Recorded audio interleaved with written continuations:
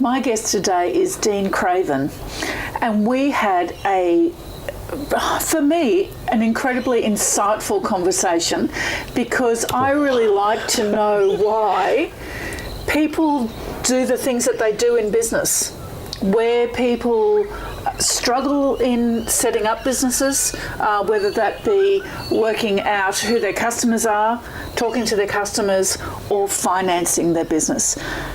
Dean, how can people find out about your work? Visit deancraven.com. Fabulous. My guest today is Dean Craven. I'm Robin Cook. This is Stories from the Red Couch. I know you'll love it.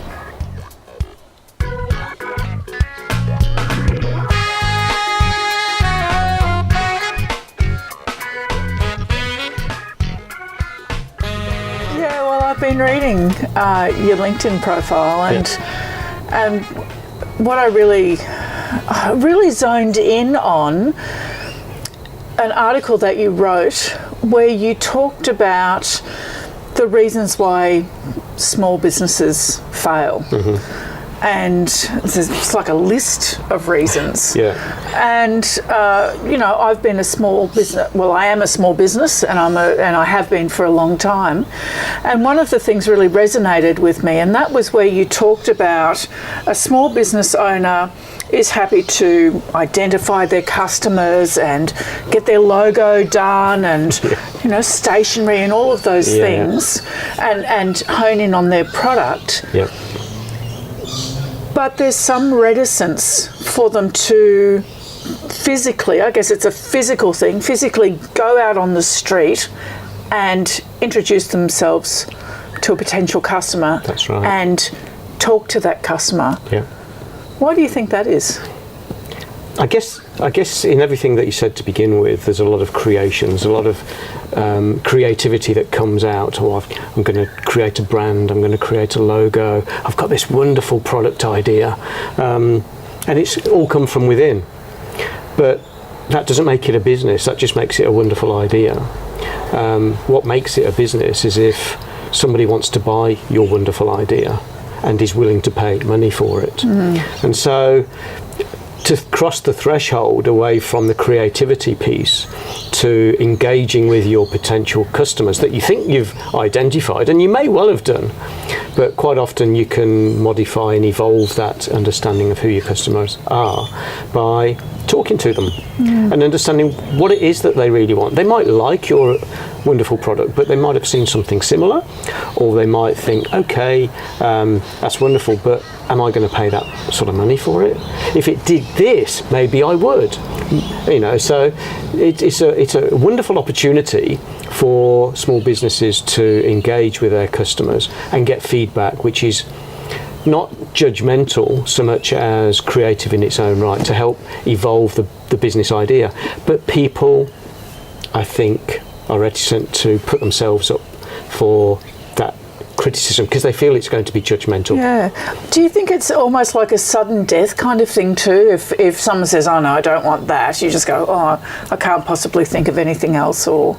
Maybe it, the more that you put in, the longer that you play with the design and the creativity side of it, the more you're invested in it. And so the impact of some criticism, whether it's positive criticism, because it can be, yes, or whether it's really negative, it kind of it's going to hit hard, isn't it? So should you set yourself up in give yourself a time frame, for instance, of playing around with an idea and say, it's not set in stone, we haven't come to the final piece yet, we're still playing around with it for 6 months. And in that time, give yourself permission to take on board other people's opinions. Yes, I think that's essential. And in some of the workshops that I do, I talk about a 3-year cycle. Oh, okay. So the first year is really an experiment. You've got your idea, you're messing around with it, you're trying different things, you're doing A/B testing, what works, what doesn't work. And so you're collecting a lot of data, or you should be, if you're on this trajectory to grow a business. So I guess that there's systems in place systems you need to put in place to be able to collect that. Look, I don't suggest that small businesses invest in systems right at the outset. You can do wonderful stuff with Word and Excel and the Google equivalents. It's only when you get to partway through year 2 and into year 3 that I say, okay, now you're starting to get serious. And worth investing in systems and processing. So the first year is all about experiment, collecting as much data as possible. The second year is all about doubling down on what's working and filling the gaps where things aren't working so much, and then retesting. So it's really solidifying the learnings from year 1. Yes. And then getting a bit of traction, getting some sales, some regular sales, some repeat business, and working with the marketing so that, if you switch it on, you should fill your pipeline with whatever the volume is that you need to get the sales that you need. So is that when you're doing that marketing side of it, because I was talking to a friend and she was saying that she was doing some online webinars, and the people she was working with weren't massaging the delivery of it. Right. They were just throwing it out and starting something else. Right. How do you know that you've got something that's good and you just need to massage it, or no, that's no good at all? Really, how do you do that? It really goes back to talking to those customers. Okay. What's working? If you've bought my course, what was it about my course that you really liked as a webinar? And is there anything that I could be giving you? What added value could I be giving you within that course or as a separate course that would keep you as a more loyal customer? So that and similarly with those that you've missed out, retargeting those. So you may have had them in your pipeline, but they've not bought your course. Go back to them, ask them in a nice way, and ask them. People don't mind being asked, do they? Do they? As long as it doesn't come across as spammy. Okay. And sometimes it can do. Yeah. And I get hundreds of emails all the time because I'll look at something and say, oh, that's interesting, I wonder what happens with that, and then I'll think, okay, no, I'm not interested, but then I get retargeted and it feels like, oh, okay. Yes. So it's an element of integrity and authenticity in that. So business is about building relationships at the end of the day. When someone starts out in a new business, how do they fund it? How do you fund it? Oh gosh. Well, with my accounting hat on, I would say that you need $30,000 straight up to get you through that first runway period of testing, developing this, getting people sorted in terms of helping you out in marketing and all the basic stuff that will keep you going for 6 to 9 months. Yeah. So that's not their wage, though. That's not their wage. That's just outgoings. That's just money that they've got available to them. Okay. The first level of money coming in, and that might help with a 30,000. And of course, I say 30,000, but the different businesses require a different runway. If you're high tech and you've got a lot of development in place to get your minimum viable product, you're going to need more than 30,000. But so it's about getting a runway. So the 3 Fs is the one that they talk about for your first level of funding, which is friends, families, and fools. Okay. So that's the first level, and by that time you've got your runway going and you've got some ideas. You may have got enough traction and ideas to warrant applying for a grant. So the Queensland government's really pretty good, or has been pretty good. Let's see what happens in this current election round. Let's see from the federal side. In terms of small business grants and support for small businesses. So Advanced Queensland is often where that comes through, that's isn't right. it? Yeah. And even TIQ and Austrade, really, really good people and give some really solid support. So there's grant. And obviously there's grants available outside of government as well. So one of my clients, we've just applied for a Churchill Fellowship So Winston Churchill, before he died, set up fellowships in all of the Commonwealth countries and the US. I don't know how they got some, but every year there's a round of fellowship and scholarships issued by the foundation, and one of my clients has just applied for one of those, which is really interesting. So there's grants. What I try and help early stage businesses through is to understand, build your business through sales. Yes. Because that's real traction. That's real acknowledgement that you're on the right path. Yeah. People go in for angel funding and VC, venture capital funding early on, are likely to give too much of their business away too quickly, and suddenly have a bunch of business partners that want you to progress faster than maybe you're able to, or faster than you want to. Yes. So it's quite a tricky balance of getting the money in, but then what are the downsides of having the money? Yeah, is that commitment to other people. Yeah. Because there's quite a rise in that, is there? I mean, I seem to be hearing about venture capitalists and angel funders now more than I ever had. They've been around for decades. Oh, okay. But I think the thing is, it's been a very American model up to this point, and there's more velocity, more traction in that space in Australia these days. Yeah. But it does come with its downsides. Sure. It's not for everybody. Yeah. If you've got a real solid business idea that you want to grow really quickly, and you can find an investment partner that's willing to come along with you for the ride and shares the same values as you. I mean, that's important, to find an investment partner that has the same values. Of course, yes. And is willing to go along with the ride, the ride with you. Then why not?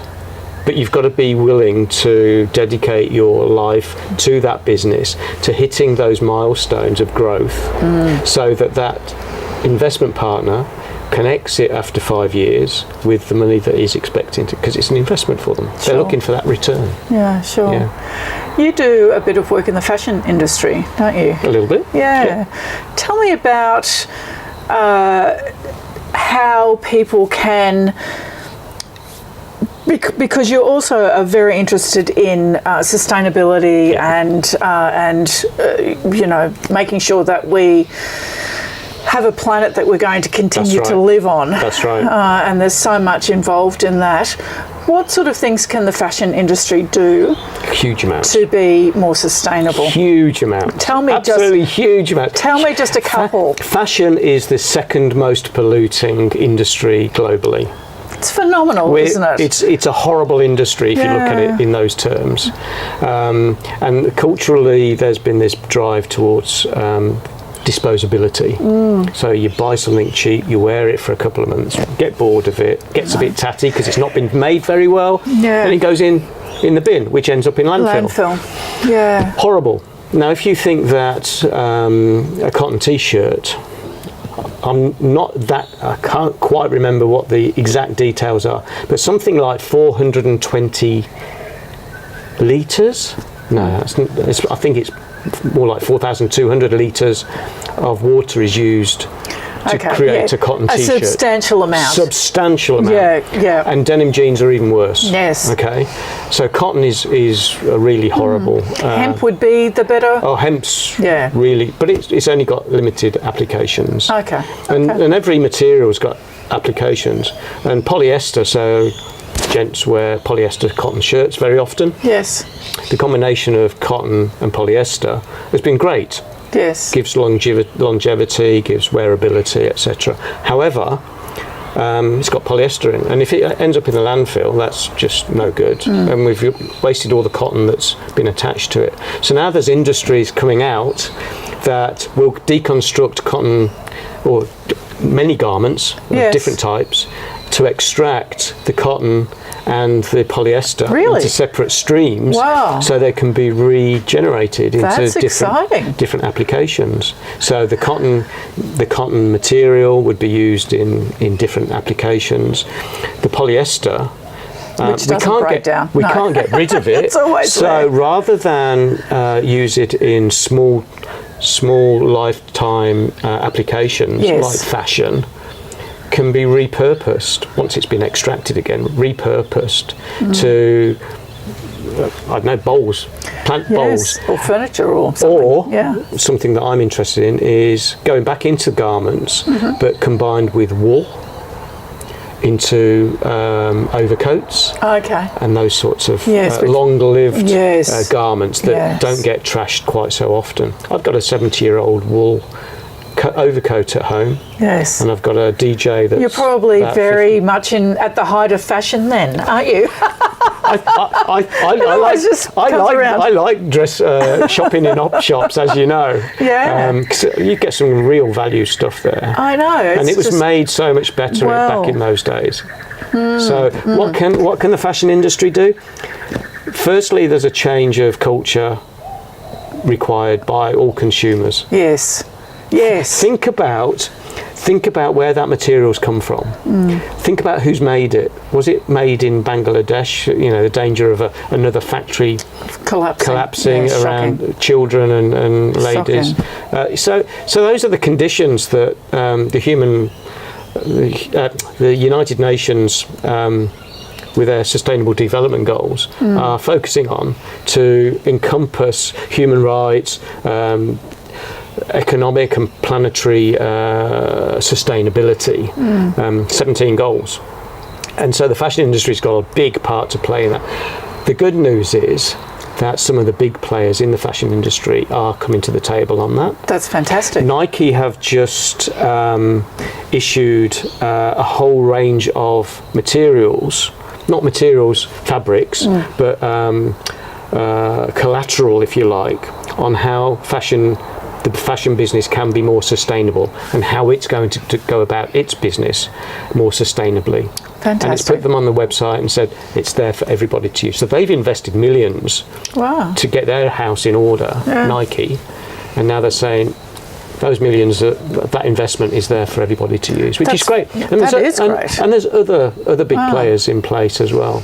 So there is a movement there, but ultimately we need to get past this disposable culture that we've got. That's right. And I guess that some of that is, on a personal level, it's about how do I look? Am I at the height of fashion, which personally I've never been.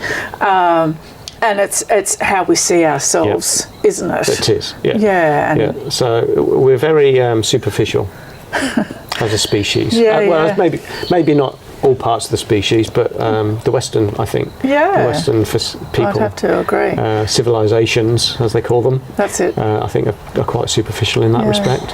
Tell me about your badge that you're wearing, because it's very colourful and it's lovely. So that's a badge that depicts the 17 Sustainable Development Goals of the United Nations, which were brought into by the 193 nations of the United Nations in 2015. So 3 years ago. It's around an agenda for 2030. And it focuses on all aspects of life and civilization, to think about human rights, think about the state of the planet, think about equality, and what we do with our waterways, what we do with our soil, how are we going to feed an ever increasing population with a denuded planet?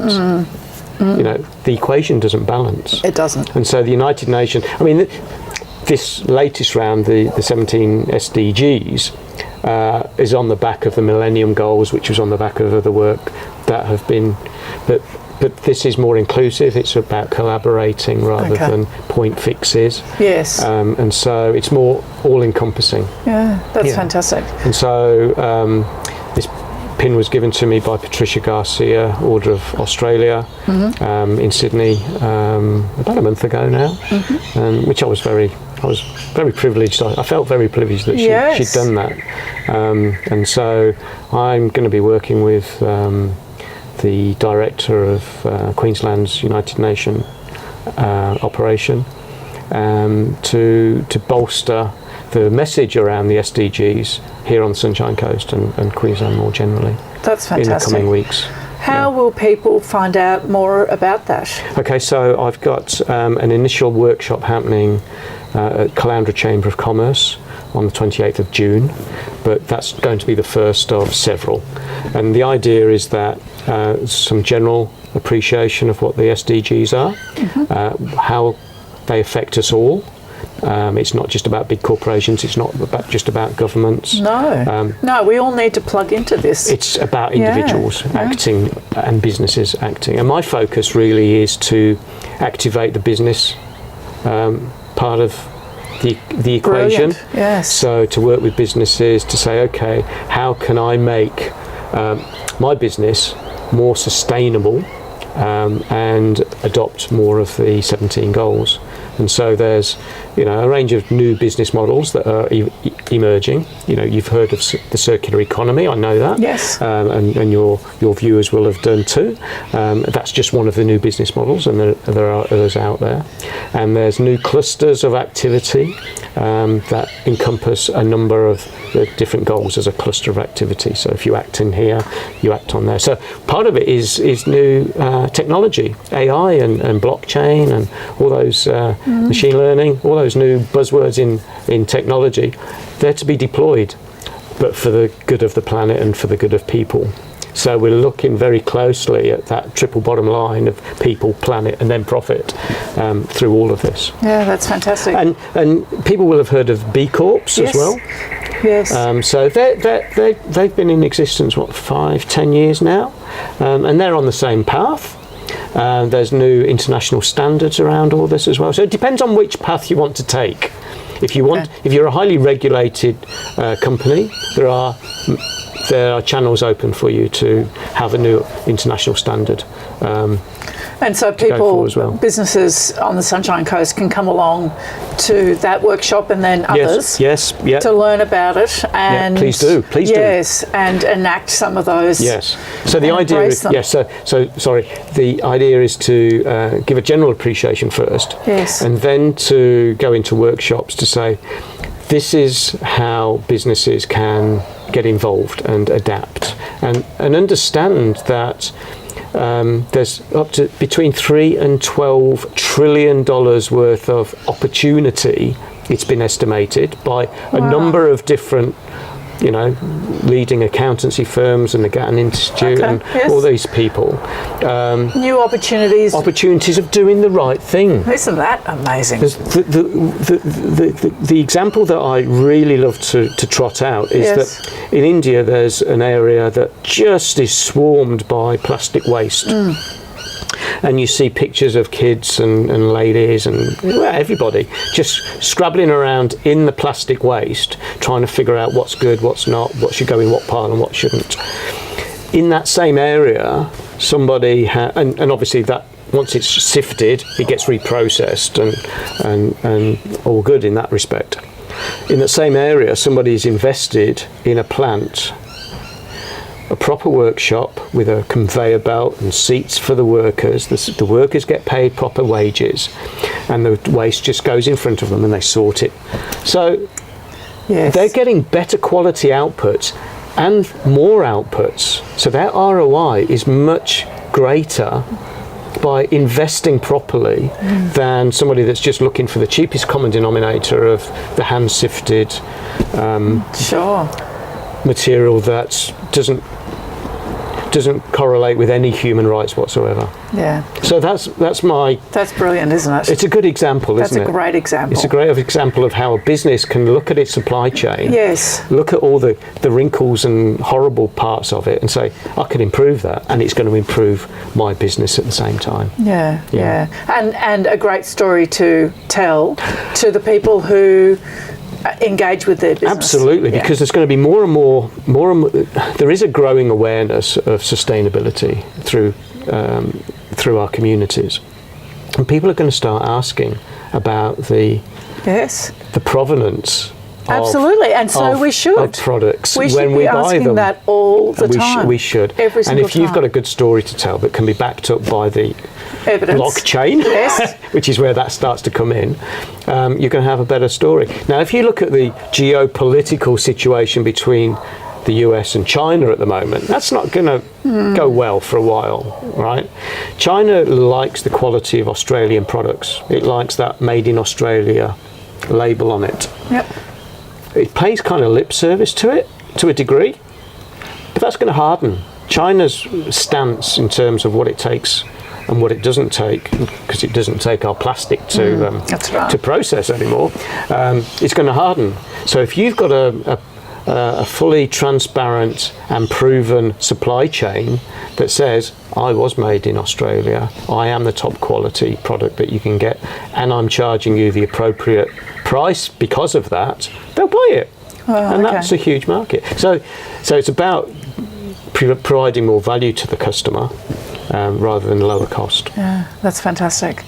That's so exciting, Dean. I'm really looking forward to seeing more about those workshops. Yeah. Thank you. So I've just started advertising the 28th of June one, but there'll be more to come. Great. So where can people find out about it? How can they find it? So it's go to deancraven.com. It will be on there. It's not there yet.